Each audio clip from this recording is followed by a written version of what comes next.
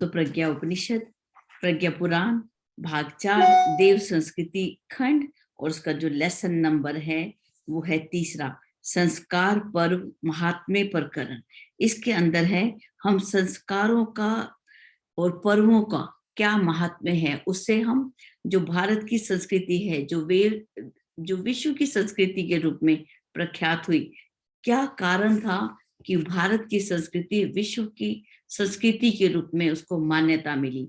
और इसी संदर्भ में हम पढ़ रहे हैं कि हम किस प्रकार से हम अपने संस्कारों को मनाएं, अपने पर्वों को मनाएं।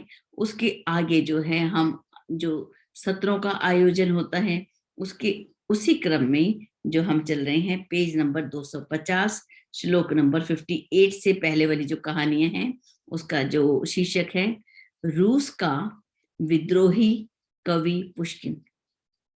रूस के में एक बड़ा सुसंपन्न परिवार में पुष्किन का जन्म हुआ। उनके पूर्वजों का राज दरबार में बहुत सम्मान था। शिक्षा बड़ी उच्च होने के कारण उन्हें कोई भी बड़ा पद मिल सकता था, लेकिन उन्होंने देखा कि प्रजाजन बड़ी दुखी है और शासन की दुष्टता को देखकर आंखें मूंद कर रखना उन्हें अच्छा न लगा। उन्होंने अपनी काव्य की प्रतिभा से जन जन के मन में आक्रोश एवं उमंगे भरने का निश्चय किया। वायलिन उठाया और सभा सम्मेलनों की प्रतीक्षा न करके गली गली चौराहे चौराहे अपने गीत गाकर भीड़ इकट्ठी करते और परिस्थितियों के अनुरूप अपनी गतिविधियां बदलने की प्रेरणा देने लगे। उन्होंने अपने देश के साहित्यकारों और कवियों को संगठित करके उन्हें युग के अनुरूप सृजन के लिए सहमत किया। थोड़े ही समय में पुष्किन ने रूस के जनमानस की स्थिति बदल दी। उन्होंने अपनी कविताओं का संग्रह भी प्रकाशित कराया और दी कंटेम्पटेरी नामक पत्र प्रकाशित किया। कंटेम्पटेरी। रूस सरकार को इस विद्रोही कवि की गतिविधियों का पता चला और उन्हें जेल डाल दिया गया, नजरबंद किया गया, देश से निकाल दिया गया। तब भी वो रुके नहीं, लुक छिपकर अपना प्रयास जारी ही रखे। मात्र 38 वर्ष के जीवन में ही उस देश के वातावरण में भारी परिवर्तन कर दिया। एक व्यक्ति ने कितना बड़ा जो है यहाँ पर परिवर्तन कर दिया। किस प्रकार से वो अच्छे एक बहुत बड़े सुसंपन्न परिवार में जन्म हुआ और राज दरबार में भी इतना मान सम्मान था, उच्च शिक्षा भी थी, लेकिन फिर भी उन्होंने संगीत के माध्यम से, काव्य प्रतिभा के माध्यम से जन जन के अंदर आक्रोश भर दिया और वातावरण में परिवर्तन कर दिया। आगे चलते हैं। ऐसी ही संगीत के ऊपर 2 और छोटे छोटे उदाहरण हैं। मानवीय अंतराल को झंकृत करने वाले बीथोवन। जर्मनी की राजधानी वॉन में अब से 200 वर्ष पूर्व एक गायक का जन्म हुआ। उसका नाम था बीथोवन। गले की मधुरता जन्मजात थी, जन्म से ही थी। गला जो स्वर थे, वाणी थी, बड़ी मधुर थी और वादन की प्रवीणता उसने व्यवसाय से सीखी थी, अध्ययन से सीखी थी। उसकी कला का मूल्य देने अनेक लोग आया करते थे और धनिकों से लेकर शासकों तक से उसे निमंत्रण मिला करते थे, लेकिन उसने कभी भी एक भी निमंत्रण कभी भी स्वीकार नहीं किया कि लालच के वश होकर कभी निमंत्रण स्वीकार किया हो, ऐसा कभी नहीं किया। और जीवन भर किसी प्रकार अपने पेट को भरता रहा। वह हाट बाजार में और चौराहों पर गाता था। वो अपने लिए अपनी सभाएं स्वयं ही एकत्रित करता था। उसकी वाणी से जीवट और शाश्वत सत्य के स्वर ही निकलते थे। मानवता का गायक था वह। नर्तकों और गायकों में से अधिकांश लोगों ने के नाम विस्मृति के गर्त में चले गए, किंतु बीथोवन की भावना और गतिविधियों के प्रति मानवता सदा कृतज्ञ रहेगी। देखिए कितने प्रकार के, कितने सारे लोग होते हैं, उनके नाम को कोई जानता भी नहीं, लेकिन जिसने मानवता को धन्य किया उसके नाम को हम यहाँ बैठ के आज पढ़ रहे हैं। आगे चलते हैं। नाद ब्रह्म का उपयोग आदर्शों के लिए। पोलैंड में एक व्यक्ति का जन्म हुआ। संगीत कला के मूर्धन्य स्नाविस्की संसार भर में प्रख्यात थे। इतना मधुर कंठ कि ढूंढे भी नहीं मिलता था। वो अपने अध्ययन से, वादन में भी पारंगत हो चुके थे। उन्हें कहीं भी जाने और किसी भी विषय पर गाने की छूट थी, पर उन्होंने आदर्शों के लिए ही गाया, केवल आदर्शों के लिए गाया। जिस प्रसंग से उन्हें हे गंधाई लगा कि ये तो बिल्कुल अच्छा नहीं है, उसे बड़े से बड़े प्रलोभन के बाद भी उन्होंने ठुकरा दिया।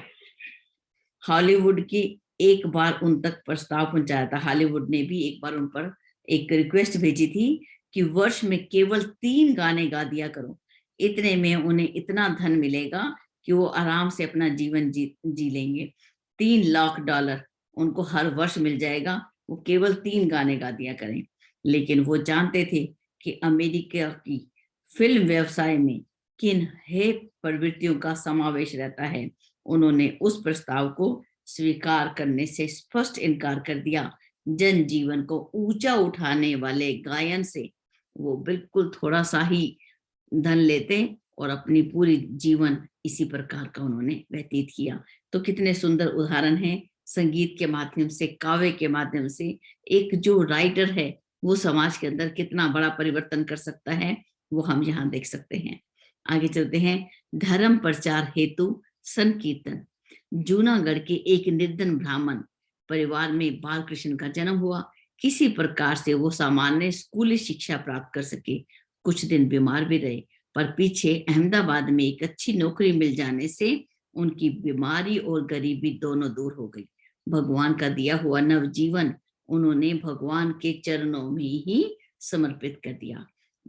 मधुर कंठ से धार्मिक चेतना उत्पन्न करने वाले भजन गाकर वे लोक भावना में आदर्शों की स्थापना करने लगे और उनका नाम क्या पड़ गया? पुनीत महाराज। उन्होंने कुछ साथियों को लेकर भजन की मंडली बनाई। पीछे बढ़ते बढ़ते उनके प्रयत्न से धर्म प्रचार की अनेक भजन मंडलियां बन गई। महिलाओं की मंडलियां उन्होंने अलग से बनाई। पुनीत महाराज का कार्य क्षेत्र सीमित न रहा, देश भर में दौरा किया, अफ्रीका भी गए। भारत में उनके गीतों का संग्रह भी बड़ी संख्या में प्रकाशित हुआ और जन जन तक पहुंचा। जनजागरण पत्रिका लोकप्रिय हुई। वे गृहस्थ के वेश में रहते थे, पर थे सच्चे अर्थों में सन्यासी। उन्हें लोभ, मोह और अहंकार छू भी न गया था। उनके संपर्क में आने वालों में से अनेक के जीवन अनुकरणीय आदर्श बने। गुजरात में उनका विशेष रूप से मान है। मणिनगर अहमदाबाद में उनका स्थापित पुनीत धाम सर्वश्रेष्ठ दर्शनीय स्थल है। मणिनगर अहमदाबाद में वो उनका एक स्थान है जिसको पुनीत धाम के नाम से है और पुनीत महाराज के नाम से वो जाने जाते थे। किस प्रकार से अपने जीवन को उन्होंने अपने समाज के कल्याण में और सबके अंदर आदर्शों की स्थापना करने के लिए उन्होंने अपने जीवन को लगा दिया। एक बहुत ही खूबसूरत। चलते हैं श्लोक नंबर 58 की ओर। पुरातन काल में भौतिक, राजनैतिक, आर्थिक क्षेत्र की समस्याओं के समाधान खोजने बताने के लिए विशालकाय राजसूय यज्ञों का आयोजन होता था। यहाँ पर बात आने लगी यज्ञ के माध्यम से हम सुसंस्कारों की स्थापना कैसे करें। अपने बुरे संस्कारों को निकाल के फेंक देना, अच्छे संस्कारों को अपने अंदर स्थापित कर लेना, ये ही तप और योग की एक बहुत ही आसान जो है परिभाषा जो है हमें प्रज्ञा उपनिषद भाग 5 में 5वें मंडल में हम उसको पढ़ेंगे कि तप किसे कहते हैं।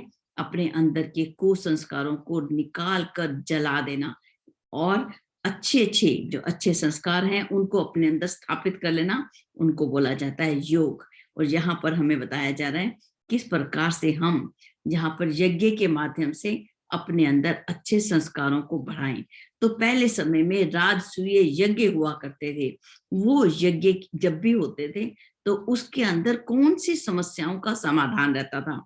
उसके अंदर भौतिकी, धन से संबंधित, भौतिक जीवन से संबंधित जो भी समस्याएं होती थी, राजनीति से संबंधित, आर्थिक क्षेत्र की समस्याओं का समाधान खोजने, उन समस्याओं को पहले ढूंढ के लाना, फिर उनका समाधान खोजना, फिर उनका किस प्रकार से उनको स्थापित किया जाए, नई परंपराओं को, नई नीतियों को, नई जो साधन मिले, उनको कैसे स्थापित किया जाए, नई मशीनरी कैसे लगाई जाए, सबको रोजगार कैसे मिले, इसके ऊपर जो भी यज्ञ होते थे उनको कहते थे राजसूय यज्ञ का आयोजन होता था। आगे चलते हैं श्लोक नंबर 60 में। कहते हैं धार्मिक और सामाजिक विपन्नताओं को निरस्त करने के लिए वाजपेयी यज्ञों का प्रचलन था। तो वाजपेयी यज्ञ किसके लिए होते थे? जो धर्म से संबंधित जो समस्याएं होती थी और समाज से संबंधित जो भी विपन्नताएं होती थी उसको दूर करने के लिए जो यज्ञ होते थे उनका, जैसे हम पहले प्रचार प्रसार करते हैं कि यहाँ पर आज वाजपेयी यज्ञ हो रहा है, इसका अर्थ होता था कि धर्म से संबंधित और समाज की समस्याओं से संबंधित जो समस्याएं हैं उनको सुना जाएगा, उनका समाधान खोजा जाएगा और उनको आगे क्रियान्वित किया जाएगा। इस प्रकार से क्या कौन से यज्ञ होते थे? वाजपेयी यज्ञ होते थे। उनमें अग्निहोत्र के अतिरिक्त ज्ञान यज्ञ की प्रधानता रहती थी। वहां अग्निहोत्र तो होता था लेकिन मुख्य बात क्या होती थी? ज्ञान यज्ञ, ज्ञान के ऊपर चर्चा, ज्ञान को हम अपने जीवन में धारण करें, इसकी प्रधानता रहती थी। एक विचार के, एक स्वभाव के व्यक्ति जब एक लक्ष्य, एक उद्देश्य की पूर्ति के लिए एकत्रित होते थे, जब विचार भी एक चल रहा है, यहाँ पर स्वभाव भी एक चल रहा है, वैसे ही व्यक्ति जब किसी लक्ष्य या उद्देश्य की पूर्ति के लिए एकत्रित होते थे तो उनका चिंतन, उनका पर्यवेक्षण और निर्धारण कल्याणकारी उपाय खोजता था। फलतः सर्वतोमुखी प्रगति का द्वार खुलता था। तो उस समय कैसी प्रगति होती थी? चारों दिशाओं की। ये नहीं होता था कि उस व्यक्ति ने भौतिक उन्नति की या राजनीति के क्षेत्र में उन्नति की या आर्थिक में की या धार्मिक या सामाजिक, तो कौन से क्षेत्र में?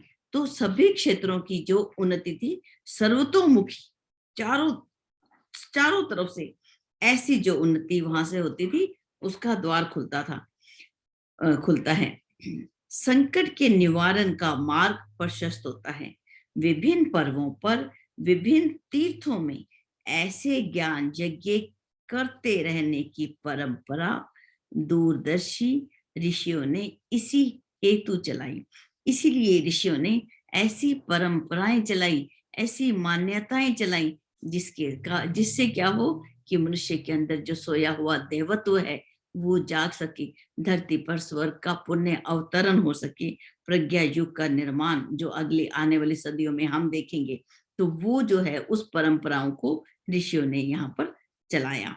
कुंभ पर्वों को ऐसे ही प्राणवान सम्मेलनों के रूप में आयोजित किया जाता था। अब हम कुंभ के पर्व को देखें तो धौम्य ऋषि वहां पर कितना सुंदर गृहस्थ जीवन के बारे में बताया, और महाअवतार बाबा जी ऐसे कहते हैं सूक्ष्म रूप में भी वहां पर जो है ऋषि सत्ताएं आती हैं और स्थूल रूप में भी ऐसे मेलों के अंदर जो है ऋषि सत्ताएं आकर जो है हम सबको एक मार्गदर्शन देने के लिए वहां पर सब इकट्ठे होते हैं।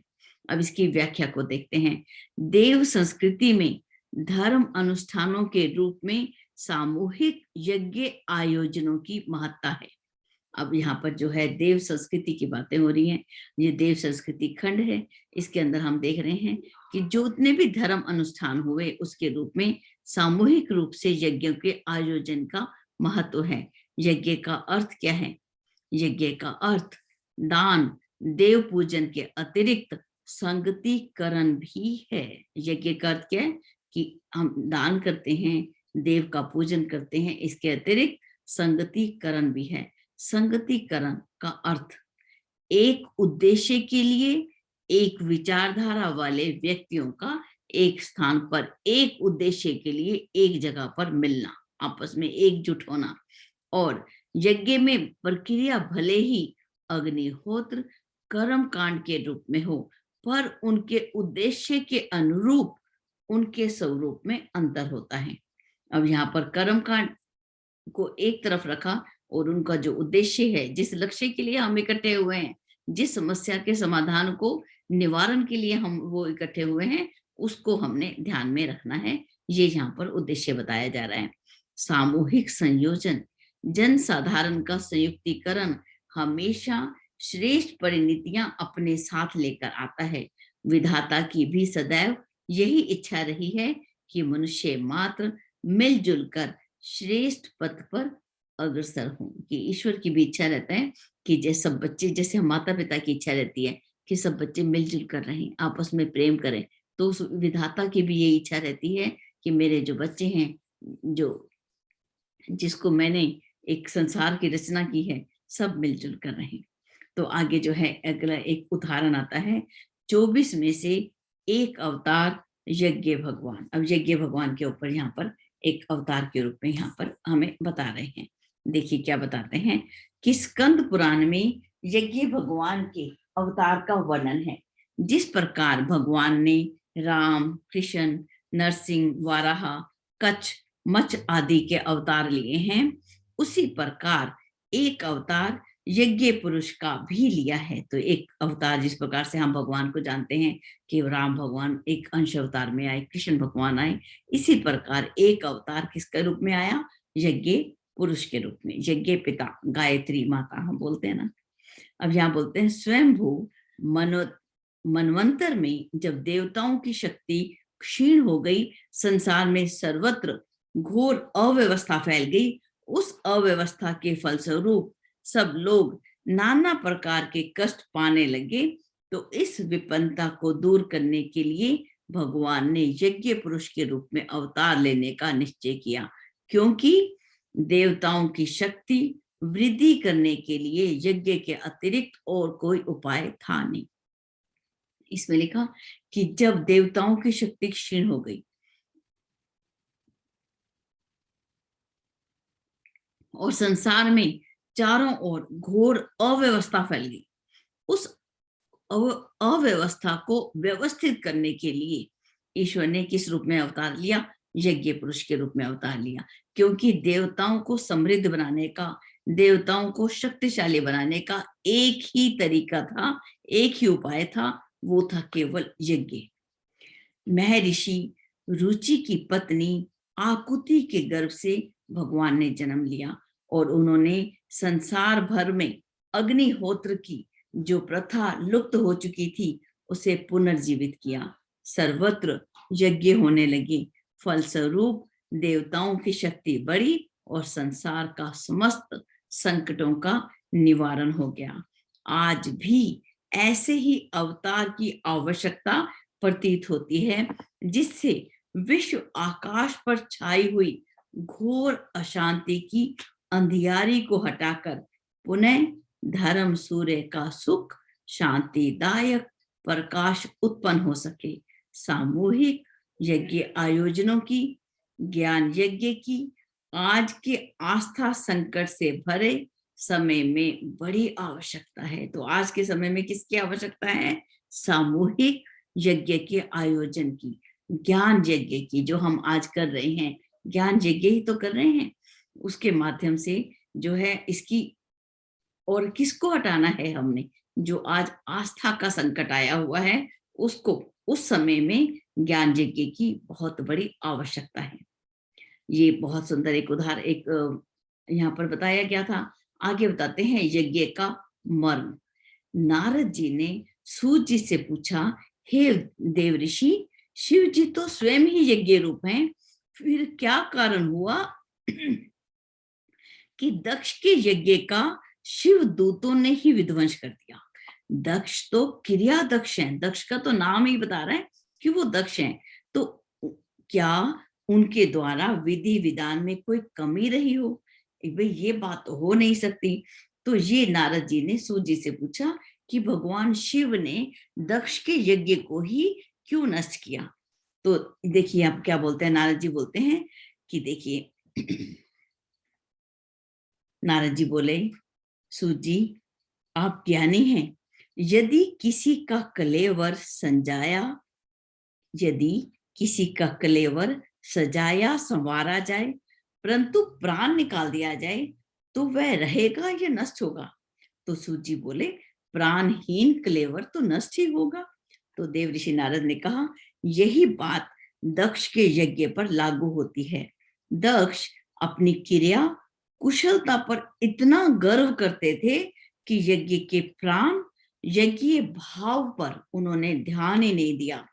यज्ञ परमात्मा को सुहृद सर्वभूतानाम अर्थात सारी जड़ तेज सृष्टि का मित्र हितैषी कहा गया है। उस यज्ञ परमात्मा को क्या बोला गया है कि वो जड़ चेतन सभी पूरी सृष्टि के मित्र हैं, हितैषी हैं यज्ञ भगवान। इसीलिए यज्ञ सर्वहित भावना से किया जाता है। हे ऋषिवर, जहां द्वेष हो या विरोध का भाव हो वहां सर्वहित भाव टूट जाता है। यदि हमें किसी से द्वेष है या हमें किसी से विरोध का भाव है कि वो व्यक्ति मेरे यज्ञ में नहीं आएगा, तो मन में क्या आ गया? द्वेष आ गया। वो व्यक्ति हमारे ज्ञान यज्ञ में नहीं आएगा, तो कैसा द्वेष आ गया ना, या विरोध आ गया, तो वो जो सर्वहित का भाव था वो टूट जाता है। इसीलिए यज्ञ सत्कर्म को करने से पहले ही घोषणा होती है। क्या घोषणा होती है? सर्वेषाम अविरोधेन यज्ञ कर्म समारंभे। ये हम करते हैं, अर्थात सबके प्रति अविरोध का भाव रखते हुए ही यज्ञ कर्म प्रारंभ किया जाता है। दक्ष के यज्ञ का सारा विवरण समझने के बाद देव ऋषि बोले, हे ऋषि श्रेष्ठ, यज्ञ उपचार, यज्ञ भावना, यज्ञ चेतना के उभार और सदुपयोग के लिए किए जाते हैं। यज्ञ भाव ना होने से केवल उपचार कभी यज्ञ नहीं बन सकता। यह मर्म जो जानता है वही यज्ञ रूप प्रभु का लाभ उठा सकता है। तो देखिए कितना सुंदर बात है कि यज्ञ उपचार, यज्ञ भावना, यज्ञ चेतना के उभार और सदुपयोग के लिए किया जाता है। अब ये यहाँ पर कितना सुंदर यज्ञ का महत्व और यज्ञ किस भाव से करना चाहिए वो हमने यहाँ पर पढ़ा। और आगे जो आता है वो है सामूहिक यज्ञों सम्मेलनों की सउद्देश्य परंपरा। एक बहुत ही खूबसूरत परंपरा कि हम सामूहिक रूप से यज्ञ करते रहे। तो उसके हमें बहुत सारे उदाहरण दिए इसके अंदर, उसको हम थोड़े से पढ़ लेते हैं, हमारे पास 3 मिनट हैं। कि रावण के आसुरी आंतक का निवारण करने के लिए लंका कांड, महायुद्ध हुआ। लंका दहन से लेकर सेतु बंद बांधने तक की बात हम सभी जानते हैं। युद्ध में भयंकर रक्तपात हुआ और श्रेय भगवान राम को मिला। सीता वापस लौटी, राज्याभिषेक का उत्सव हुआ। इतना हम सभी जानते हैं। समझा जाता है कि इतने भर से यदि उस समय की समस्या का समाधान हो गया होता, सुख चैन की परिस्थितियां बन गई होती, तो फिर तो कुछ करना नहीं पड़ता। लेकिन वहां पर क्या हुआ कि उस समय के तत्कालीन तत्वदर्शियों ने एकत्रित होकर एक निष्कर्ष निकाला था। क्या निकाला था? कि अदृश्य में संव्याप्त विषाक्तता ने उन दिनों लंका से लेकर चित्रकूट पंचवटी तक अगणित असुरों को उपजाया और आंतक बढ़ाया था। उसका अदृश्य घटाटोप लंका विजय के उपरांत भी यथावत बना हुआ था कि लंका पर विजय होने के बाद भी जो अदृश्य रूप से कुछ शक्तियां थी, आसुरी शक्तियां, वो अभी भी संकट को उत्पन्न कर रही थी। अभी भी कुछ ही समय के उपरांत वह उसी दुखद घटनाक्रम की फिर पुनरावृत्ति होती। कुछ के मर जाने पर रक्त बीज की तरह नए असुर उत्पन्न होते और नए उपद्रव खड़े करते। इसीलिए राम विजय को पर्याप्त न माना जाए, अदृश्य का परिशोधन किया जाए। इसके बिना जिन अध्यात्म उपचारों की आवश्यकता थी उनकी विज्ञजनों द्वारा व्यवस्था बनाई गई थी। 10 अश्वमेघ यज्ञों की योजना बनी और संपन्न हुई थी। तो कितने अश्वमेघ यज्ञ हुए थे? 10। काशी का 10 अश्वमेघ घाट भगवान राम के द्वारा संपन्न हुई अदृश्य परिशोधन की उस मात्र श्रृंखला की अभी भी साक्षी प्रस्तुत करता है। हम आज भी जानते हैं इस घाट के बारे में। उस समय की जो 10 अश्वमेघ यज्ञ हुए थे, किसके लिए हुए थे? अदृश्य का परिशोधन करने के लिए, जो आसुरी शक्तियां हमें दिखाई नहीं देती उनका शोधन करने के लिए ये काम हुआ था। केवल राम की विजय को पूरा नहीं माना गया था। इसी के साथ हम आज के सब अध्याय को यहीं तक रखते हैं। कल फिर इसी क्रम को आगे